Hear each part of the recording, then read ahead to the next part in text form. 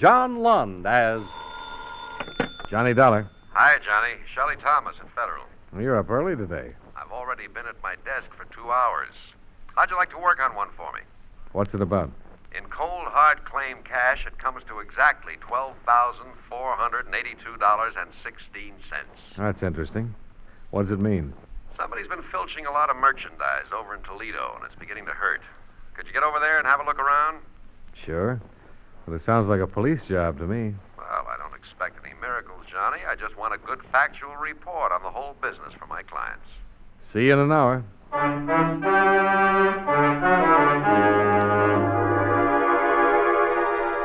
John Lund in the transcribed adventure of the man with the action-packed expense account, America's fabulous freelance insurance investigator. Yours truly, Johnny Dollar.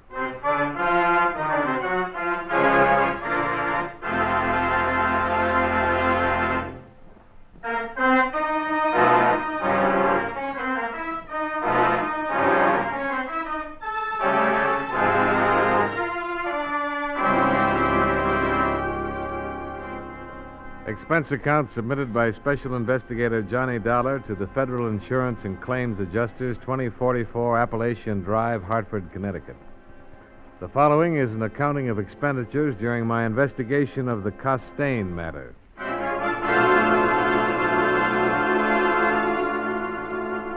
Expense account item 1, $49.15. Plane fare and incidentals, Hartford to Toledo. En route, I read over the details concerning the case.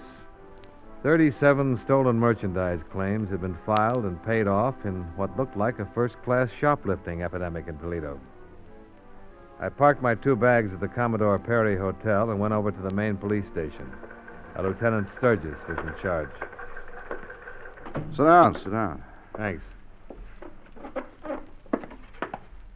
Federal Insurance and Claims Adjusters, huh? That's right. You're here to find out what we've been doing about all this shoplifting, is that it? Well, we represent the insurance companies who've had to pay off on these theft claims. Yeah, sure, I see. Well, where do you want to start? Let me see. How about this Maumee dress shop, Lieutenant? Okay.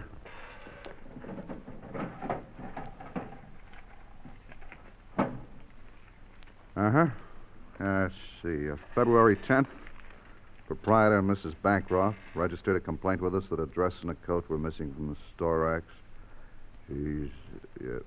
Well, we went over there and talked to her about it, made out the report as another shoplifting job, and put a description of the coat and the dress in the hot sheet.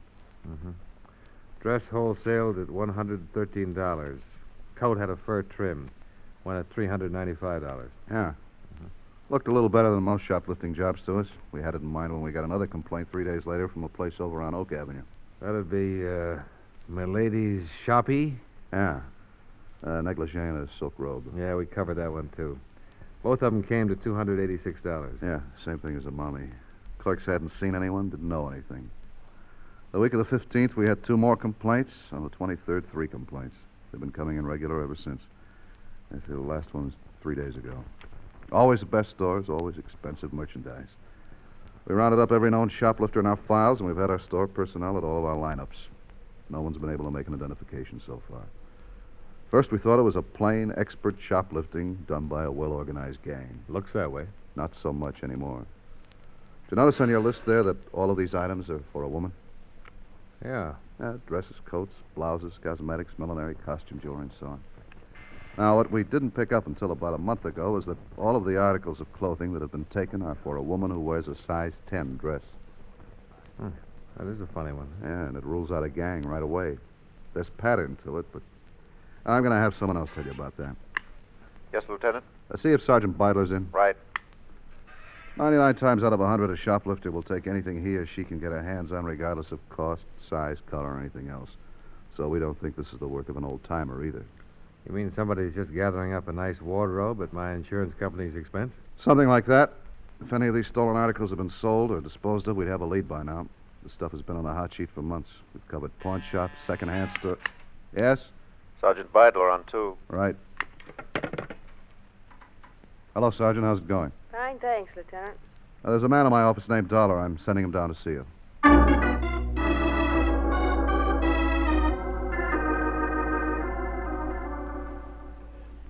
women in the department reacted a little differently than the men to all this. How's that, Sergeant? Well, when they went over the stolen property sheets, they were first impressed, of course, by the fact that all of the clothing was for someone who wore a size 10. The other thing, though, was the good taste. Well, a lot of thieves have good taste, I suppose. This one seems to have not only good taste, but a pretty exclusive taste. You mean the expensive places that have been robbed? Well, that. But even more. You see here, Uh-huh. on March 4th, one green suede coat missing from Toll's apparel shop, and here on the 13th. A brown organdy dress from the Commodore, and here, cocoa-colored sports coat. Yeah? Hats and gloves in green and brown, beige, sometimes yellow. No other colors. Well, what does it mean? Any woman who restricts herself to these particular colors in dressing, green, brown, beige, cocoa, yellow, must have a very definite coloring of her own. We think a redhead with green eyes. Well, you know best about that. But, why green eyes? Couldn't they be blue or brown? Yes, they could be. But there's been a particular emphasis on green in the coats and dresses that have been stolen. And besides that, there's the cosmetics. Did you cover Jaeger's? Jaeger's, let me see. No. Well, Jaeger's is a very plush cosmetic store here. Nothing but perfumes and makeup. They reported March 2nd, a whole box of green eyeshadow had been stolen from one of their counters. And green eyeshadow only goes with green eyes? Yes, whereas blue eyeshadow would fit a person with either blue or brown eyes. Now, at the same time the eyeshadow was taken, several tubes of lipstick and rouge were also stolen. Both of those items contained orange tinting. That gives us another reason for thinking the eyes are green. I'm convinced. A redhead with green eyes. Oh, and it's a short hairdo. It is? Look at my hair. I am, Sergeant. With a short hairdo like mine, I'd look rather ridiculous in a big picture hat that requires a hair frame. But a small hat, one with a tight contour, would be all right. Hey, I'm coming around. The Case Millinery store, eh? Yes. 4 hats. Total value $185? Yes, those hats that were taken from cases were small, especially designed for a woman with a short hairdo. We think that some of the costume jewelry that's been stolen ties in with the clothes, too. Uh-huh. Well, how does it stand right now? Well, we've had our troubles on this one. It's impossible to tie up the manpower it would require to cover every dress and apparel shop in town, not to mention the department stores. Sure. And we're doing the next best thing. No store's been taken a second time, so we've spotted a dozen policewomen from my department and as many stores around town that still hasn't been hit. And they're posing as clerks. How long has this been going on? Since Monday. Maybe we'll get a lead this way. Yeah. Sergeant, this is just a wild one, but suppose a red-headed woman with green eyes isn't doing it after all. Suppose somebody's doing it for her. We've thought of that, and it looks like a possibility. None of the personnel we've questioned in any of these stores has been able to say definitely whether or not they saw anyone with red hair on the premises or around the shop to fit the time incidents of the particular robbery. I see. And there's another thing we're working on, too, beauty shops. Oh? She's a redhead, and she's got all of these expensive clothes. It's a good bet she keeps herself up. You know, has her hair and nails done regularly. Yeah. We've covered about 50 different beauty salons in town, the best ones. Told them the kind of woman we're looking for and given them an idea of what she'll be wearing. Well, if she's still in town, something should break pretty soon. I'd like to go over the original complaints, if it's possible. Main filings on the 2nd floor. Ask for Sergeant Kelly, and he'll give you what you want. I'll do that. Thanks a lot.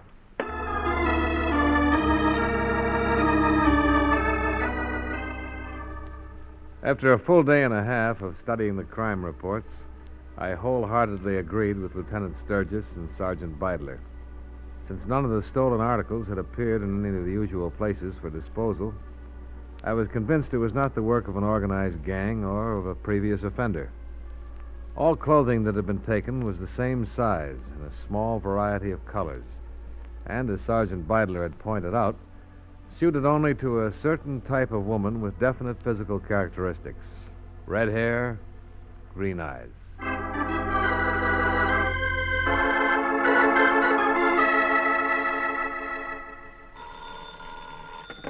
Johnny Dollar. I think we've got something here. What? A lead on one of the coats.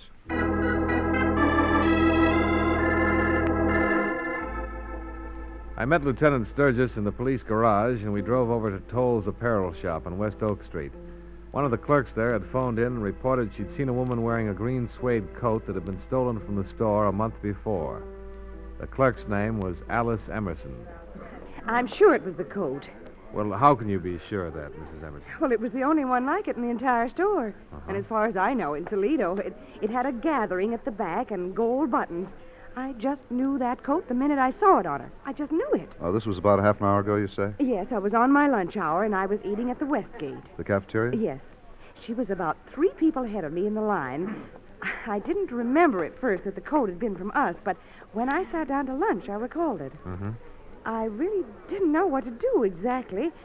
Then I thought, well, I'd better make sure it is the coat, you know. I wouldn't want to make trouble for anyone. What did you do? Well, she had a table over by the wall eating her lunch alone. So I finished my lunch, and I walked over near her, and I took a good look at the coat. It was our coat, all right. The one that was taken from that rack over there. I was going right out on the street and call a policeman, but I guess she got a little suspicious of me looking at her the way I did, and she got up and left. What did she look like, Mrs. Emerson? Oh, she was a nice-looking woman. About my size, 30 or so. Very nice. What color was her hair? Dark. Very dark. Dark? Black, you mean? Or dark brown. I don't know which. Did you happen to notice the color of her eyes? No, I didn't, but she wore glasses.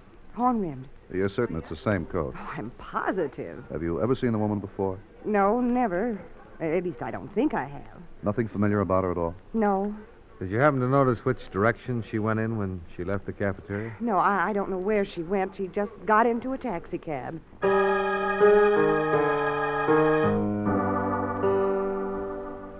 I went with Lieutenant Sturgis to the offices of the taxi cab company that covered metropolitan Toledo. There we began checking the waybills as they came in. Since less than an hour had elapsed from the time Mrs. Emerson called in, we didn't have to go through too many of them. At the intersection of Oak and Westgate, which was right in front of the cafeteria, cab number 418 had carried a fare to a hotel apartment house called the Colonial on the east side of town, Yondota Street. We spoke with the driver of the cab on the phone when he checked into the office. He remembered the fare. A woman in a green suede coat.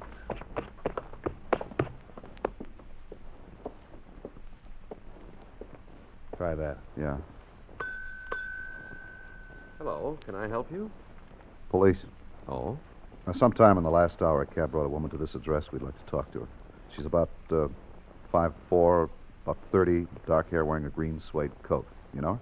Well, now let's see. Wore horn-rimmed glasses? Well, I've got 175 apartments here.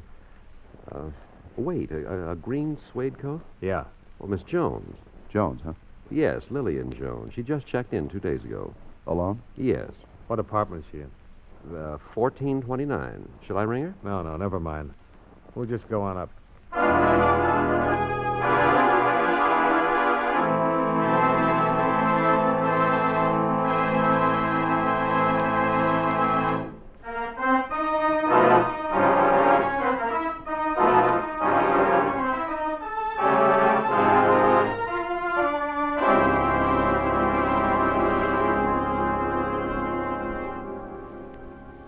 From the description we gave the desk clerk at the Colonial Apartments, he identified our suspect as Lillian Jones, apartment 1429.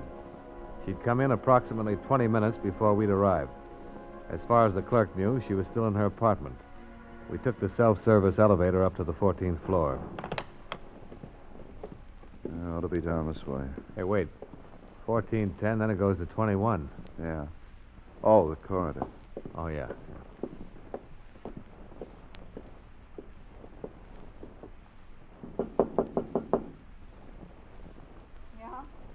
Lillian Jones?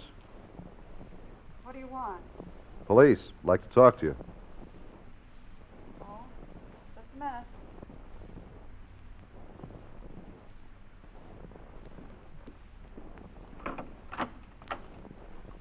May we come in? We can talk here. It'll be easier inside. Here's all right for me. Let's go inside, Miss Jones. Okay. What's this all about? A woman who works at Toll's apparel shop saw you in the Westgate cafeteria at lunchtime today. She said you were wearing a coat that was stolen from them. She's a liar. I don't even know where Toll's apparel shop is. She was pretty certain about it. I've been here all day. I had my lunch here. Anybody with you? What do you mean? Did you eat alone? Sure, I ate alone. Miss Jones, we can get the woman from Toll's to come over here and identify you. Say, listen. And we can get the cab driver who brought you here to identify you, too. They'd all be lying. I've been here all day. Can you prove it? Sure, I can prove it. Clerk downstairs said you just came in about 20 minutes ago. He's lying, too. It's a green suede coat. You have a green suede coat? No. Listen, you just get out of there. Where's the coat, Miss Jones? I don't know what coat you're talking about. A green suede coat. Now, what'd you do with it? I don't have a green suede coat. Do you have any objection to our looking around? You bet I have. All right, we'll get a search warrant. I'm afraid you'll have to come with us, Miss Jones. I'm not going anywhere with anybody. Get out of here. Get out of my apartment. I'll make plenty of trouble for the both of you. Come on, Miss Jones.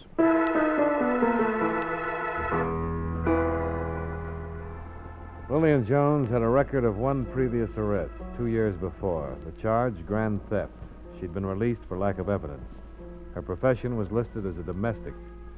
The saleslady from Toll's apparel shop appeared and positively identified her as the woman she had spotted in the Westgate cafeteria wearing the stolen coat. The cab driver who'd driven her from the intersection of Westgate and Oak to the Colonial Apartments was called in. He also identified her. She still refused to admit anything, maintaining that she hadn't left her apartment all day. Lieutenant Sturgis took a detail of men to her place to search the premises. I stayed with Sergeant Beidler while she questioned Lillian Jones. Why won't you tell us what you did with the coat, Lillian? I don't know what coat you're talking about. Honest, I don't. Mrs. Emerson saw you wearing it at the cafeteria today. The cab driver saw you wearing it. The clerk at your apartment desk saw you wearing it. They're all liars. I don't own a green suede coat. You people have no right to hold me like this and ask me all these questions. I haven't done anything. What did you do with the coat? There isn't any coat. Where'd you hide it? I want a lawyer. Can I call a lawyer? Tell us about the coat. You stole it from Toll's apparel shop on March 4th. Isn't that right? I don't know anything about Toll's apparel shop. I told you. It's on Oak Street. I'll drop in and say hello sometime. What about the other thing? What other thing? You know what we're talking about, Lillian. Why don't you get it off your chest? We'll find out sooner or later. Who you working with? I want a lawyer. Where's it hidden? I want a lawyer. You can make a statement now and save yourself a lot of trouble. I want a lawyer.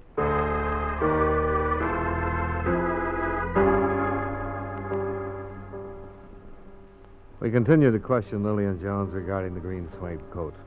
She denied ever having such a coat in her possession. However, at 3:45 that afternoon, Lieutenant Sturgis returned with his detail of men. They had found the coat, stuffed into a clothes hamper. I took it over to the shop, and the people there positively identified it as the one stolen on March 4th. Yeah? Yeah, it had their label and one of their stock tags in the pocket. Well, that should do it. I don't know what we've uncovered here, though. There wasn't anything else in the apartment that fit any of the other thefts. Yeah? Well, you can hold her on this. Oh, sure. I'll have her booked in right away.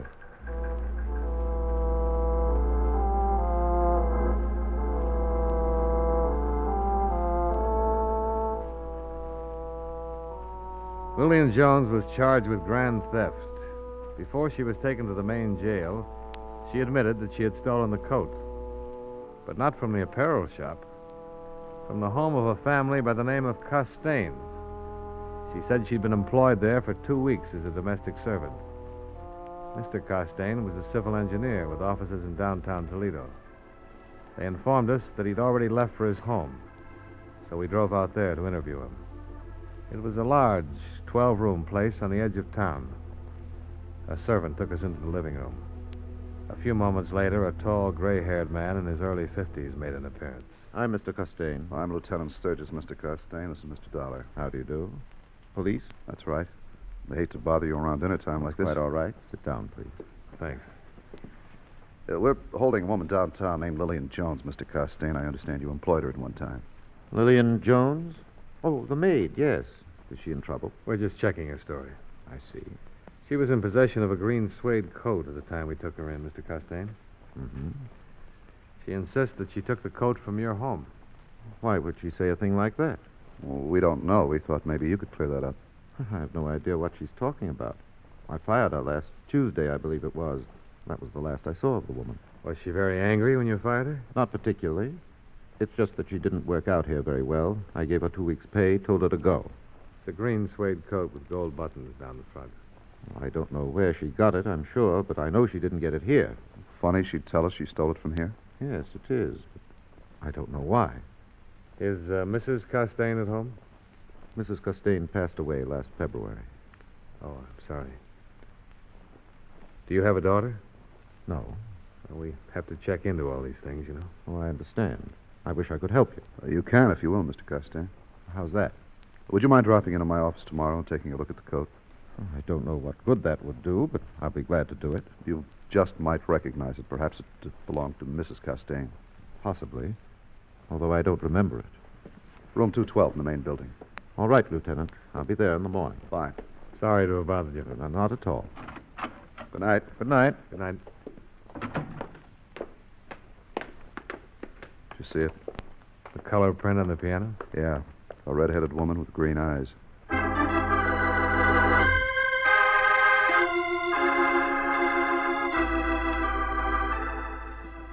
A check in the neighborhood revealed that the Costains had been living in Toledo less than a year.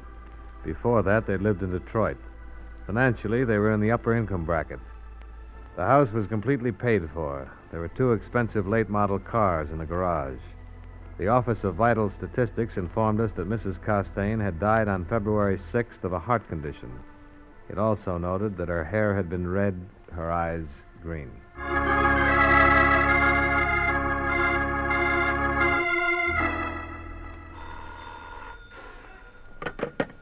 Lieutenant Sturgis, robbery.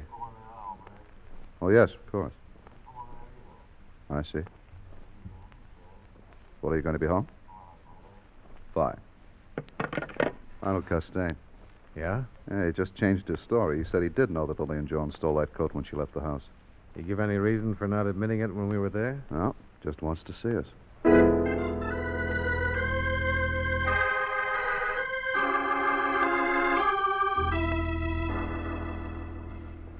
I'm afraid I've caused you some trouble on this. Oh, we don't quite understand why you didn't tell us about it last night. It's rather simple, probably rather silly. I have a devil of a time keeping servants here for some reason. If a notice got in the paper I'd accused one of them of theft, well, I'd have a difficult time getting another one. They're that way. That coat's worth over $600, Mr. Costain. Yes, I know. It belonged to my wife. And you let it go like that? Oh, I'm insured for personal loss. Did you report this to your insurance broker? Oh, yes. Did you file a claim? Yes. What's your broker's name? Mr. Levant. He has offices in the Metropolitan Building. When did you report the loss? On Wednesday. You mind if I call him and check this? I don't see why that's necessary. I've just told you what I did about the matter. Oh, we're still puzzled, Mr. Costain. That coat was reported stolen from Toll's apparel shop last March 4th. Oh, that's absurd, of course. Mrs. Costain bought that coat for herself a week or so before her illness. Did she handle it, or did you? What do you mean? Well, did she pay for it, or were you billed? I suppose I was billed. I don't recall.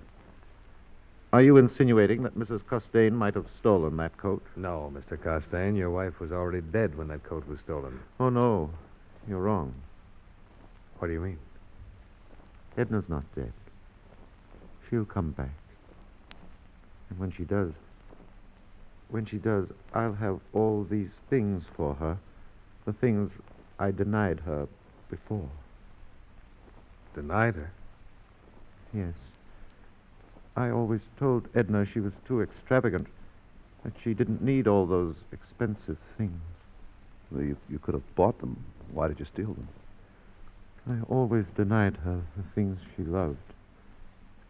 When Edna went away, I don't know what came over me.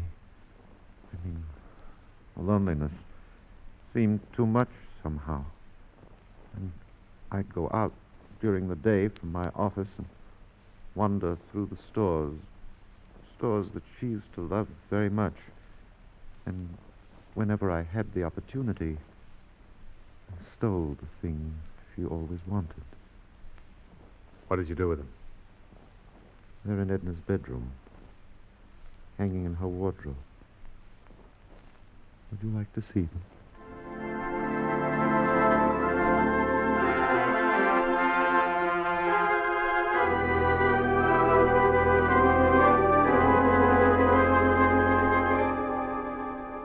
Expense account item 2, $75.25, board and room while in Toledo. Item 3, $62, miscellaneous. Item 4, $41.10, plane fare back to Hartford.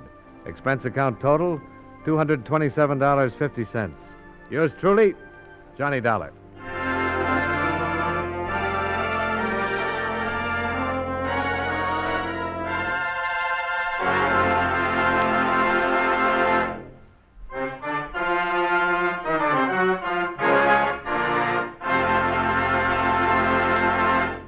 Yours truly, Johnny Dollar, stars John Lund in the title role and was written by E. Jack Newman with music by Milton Charles.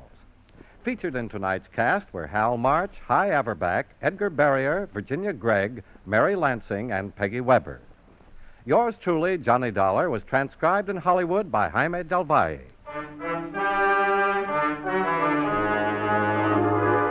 This is Charles Lyon, inviting you to join us again next week at this same time when, from Hollywood, John Lund returns as... Yours truly, Johnny Dollar.